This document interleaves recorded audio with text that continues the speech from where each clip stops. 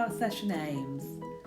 We're going to recall skills that we learnt from last week, consider the implications of not carrying out hair and skin tests, recognise different adverse conditions of hair and skin, and work towards identifying and naming them, identify and visual aids to support client consultations.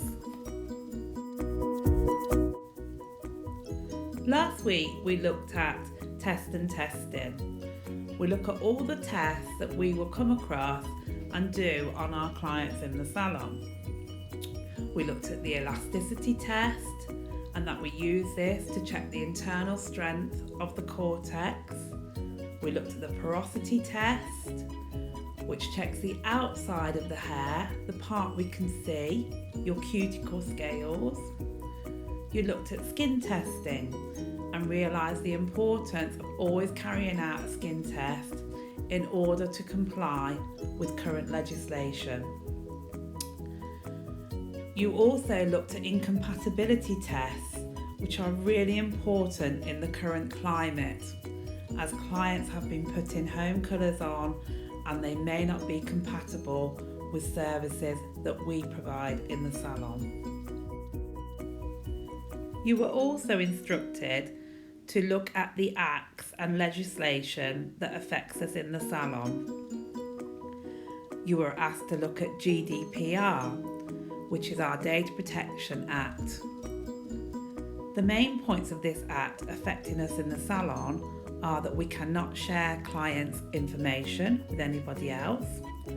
All clients' information must be kept secure. If a client says to me, "Oh, I know Mrs. Smith, have you got her telephone number?" we are not allowed to give that telephone number out. We must also ensure that client information is accurate and up to date and only used for its intended purpose. Who should see a client's information? Only the staff within your salon that need it to complete services on that client.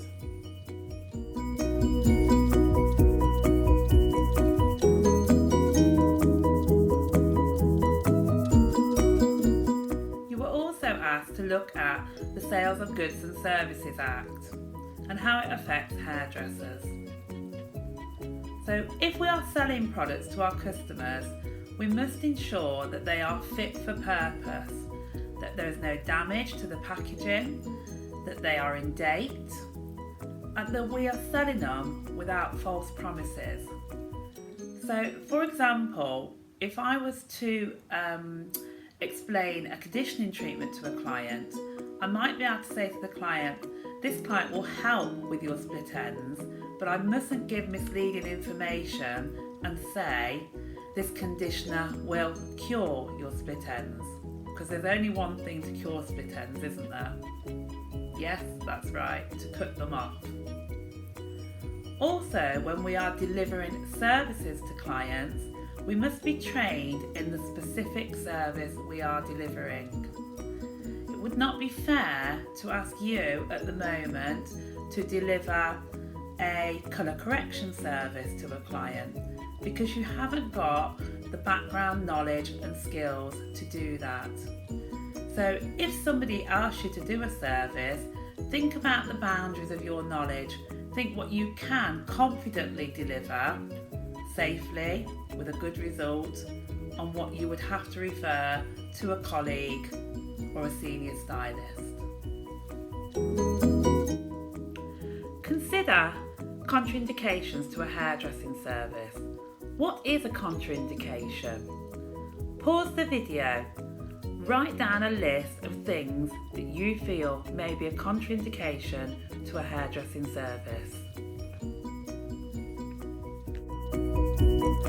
A contraindication is the presence of a condition that makes the client unsuitable for a hairdressing service.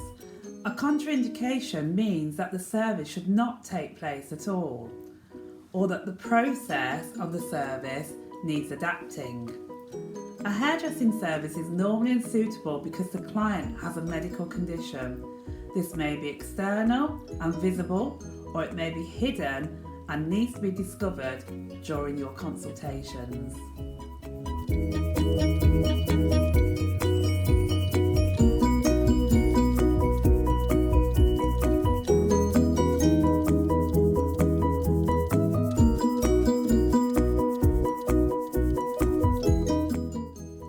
Cross-infection. The transfer of a disease, infection or infestation from one person to another. So can you think of some cross-infections that we might come across in the salon? A very common one would be the common cold sore.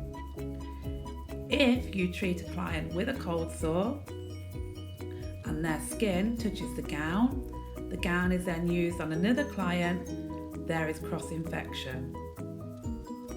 Currently, we are in the middle of COVID-19, where cross-infection is really serious. So we need to use clean PPE for each client that we do, and I'm wondering if moving forward this will always be the way when delivering hairdressing services. Another infection that we come across is ringworm.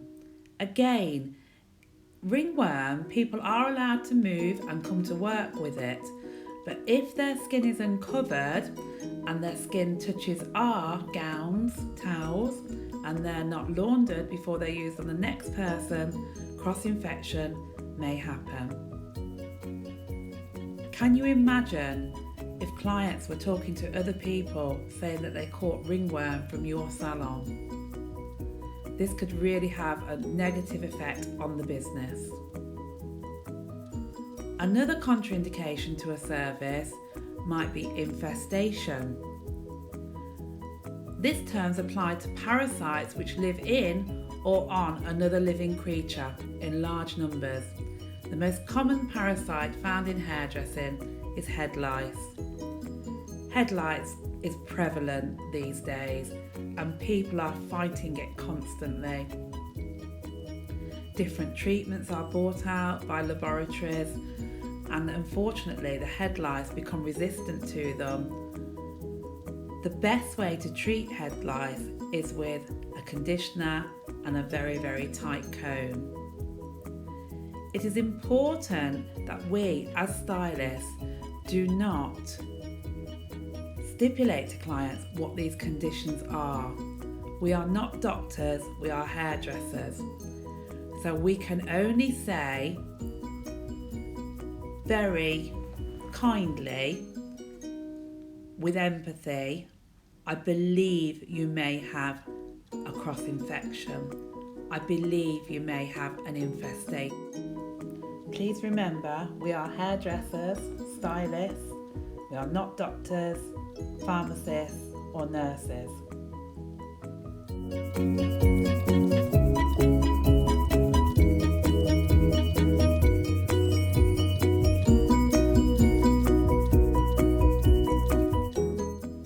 There are other contraindications that we might have to take into account for. There could be cuts or abrasions on the scalp, which delivering services could be painful or make the condition even worse.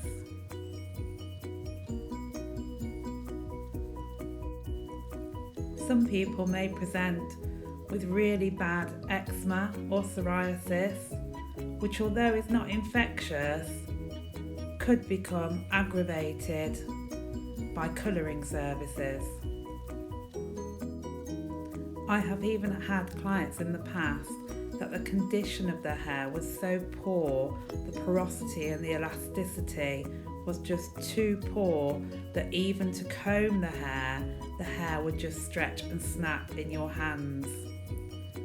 Sometimes we need to remember as a hairdresser, we are a hairdresser and not a magician. Sometimes we do just have to say no to clients and perhaps offer conditioning services or reconstructrants or Olaplex. Okay, so let's have a recap of our tests and testing. What do you think might happen if hair and skin tests are not conducted? What could be the consequences of not delivering hair and skin tests in your consultations? I am going to attach an activity sheet to the email for you. I want you to complete this activity sheet and email it back to me, please.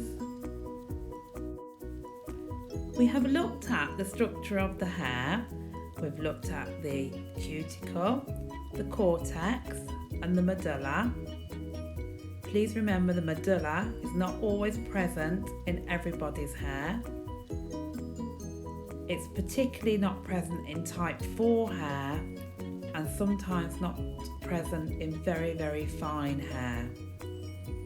But it doesn't matter because it doesn't do anything for us in hairdressing. No colour sits there, no perm sits there, and it's not affected by our styling and cutting services. We're now going to look at the structure of the skin. The skin consists of 3 layers. The epidermis, that's the layer of skin that we can see and provides a waterproof barrier to our body and creates our skin tone. This is where the pigment is. The dermis, beneath the epidermis, contains tough connective tissue, hair follicles and sweat glands. The deeper subcutaneous tissue, the bit in the picture that is brown, is made of fat and connective tissue. I'm going to send you a diagram of the hair and skin. What I would like you to do is to explain the diagram, label the points on it. You're going to come across some new terminology which you might not have heard of before. You are going to come across words like erector pili muscle. The erector pili muscle is the muscle that makes our hairs on our arms stand up on end. I want you to find this on the diagram and label it. You're going to come across the terminology called the sebaceous gland. The sebaceous gland is the gland that releases sebum into our skin and can make our skin and scalp oily if it is over functioning or dry if it is not functioning enough. You're going to come across the term called the dermal papilla.